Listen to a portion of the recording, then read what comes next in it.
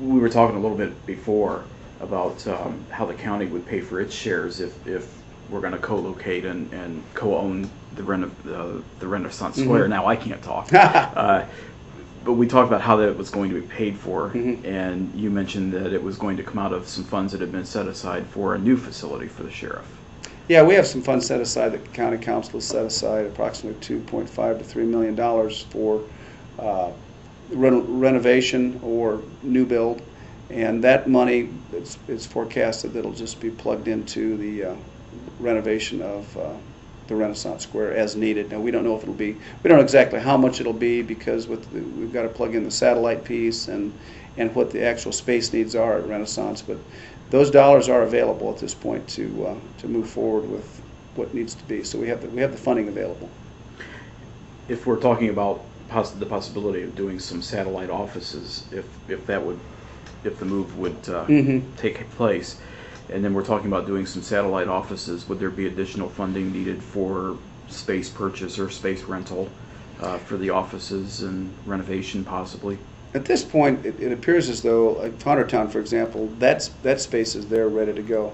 Now, the sheriff would like to have some administrative support in any of the satellites that's available. Now, whether that means sharing a person in the, for example, if it's Huntertown, sharing a person there, a staff person, I think it's important to have not just a desk for somebody to show up to, but some support, fax machine or computer, things like that. We'll just have to see, but I know we've alluded to the fact that it's important to get the sheriff what he needs, because I think it's well understood that he's not crazy about going into a co-location with Renaissance. So I think we're really try to make it as good as we possibly can is not only in Renaissance but also in these satellites. The satellites, I feel, are, from the first time he mentioned that, I thought, boy, that's a great idea. I thought he was really on the ball with that idea of these satellite offices, because the county is so expansive. It's, hopefully it'll be less driving, things like that, and more convenient for the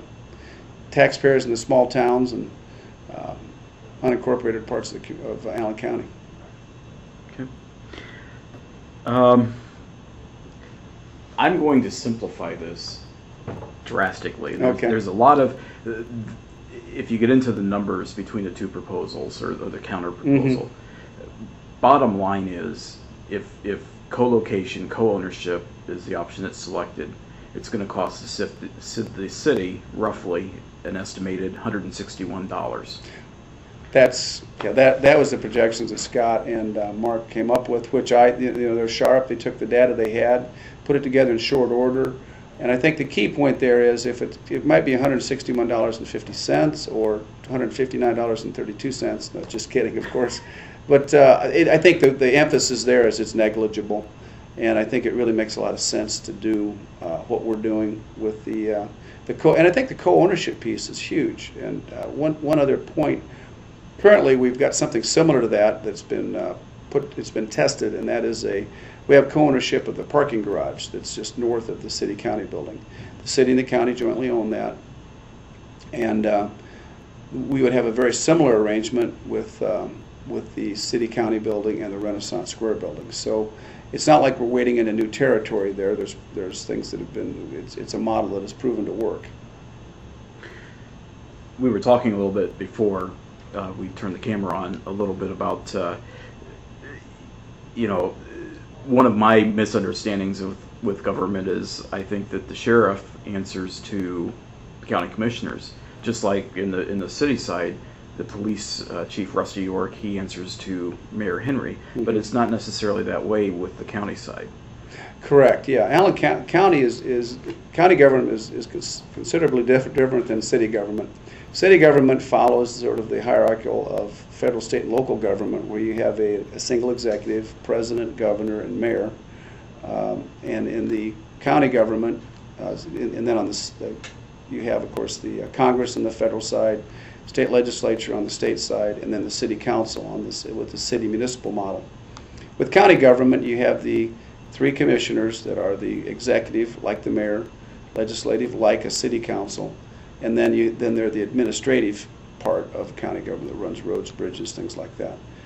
Then you have the other elected officials, the sheriff, auditor, treasurer, clerk of the courts, recorder, these various other elected officials. And that was established back in the day before the municipalities were even in existence in many cases, or they were just fledgling.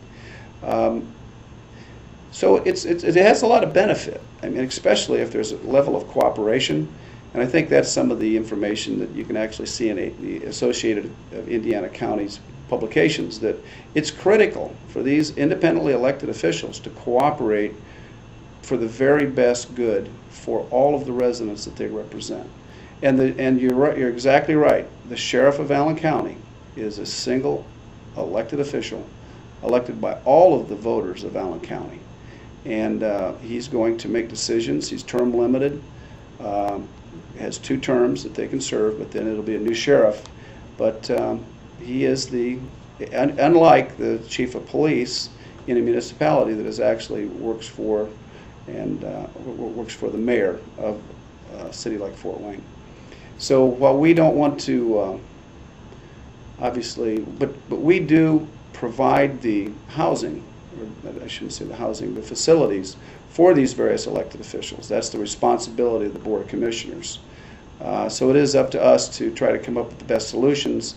But then, by the same token, sometimes you have to make the best with with what's available. And the commissioners, we have some resolve here that we are, we all believe that it's best to co-locate. And hopefully with the satellites we can come up with something that the sheriff and the deputy chief really feel are going to be very workable for them. Just out of curiosity, who on the county side has the fiscal responsibility? The fiscal is the county council. And one might, sometimes people look at county government and they think, gee whiz, it's an outdated dinosaur system.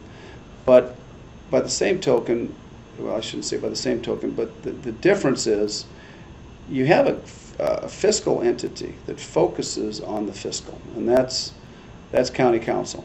Now we have some really good elected officials on our county council that have expertise in many areas, and they will provide their professional expertise on things that add value to overall county government. But at the end of the day, it's their decisions are fiscal decisions, but they do want to have good information to make good fiscal decisions. And I think sometimes when there's maybe a little bit of a tension, shall we say, between the council and sometimes the commissioners or sometimes the other departments or elected officials, I truly believe that county council's overriding goal is to come up with good information to make good fiscal decisions. And I've seen it in my short time here, and I know it's taken place prior to that, where everybody seems to be really working hard to try to generate really good information, and I think it's to the benefit of all of the residents of Allen County.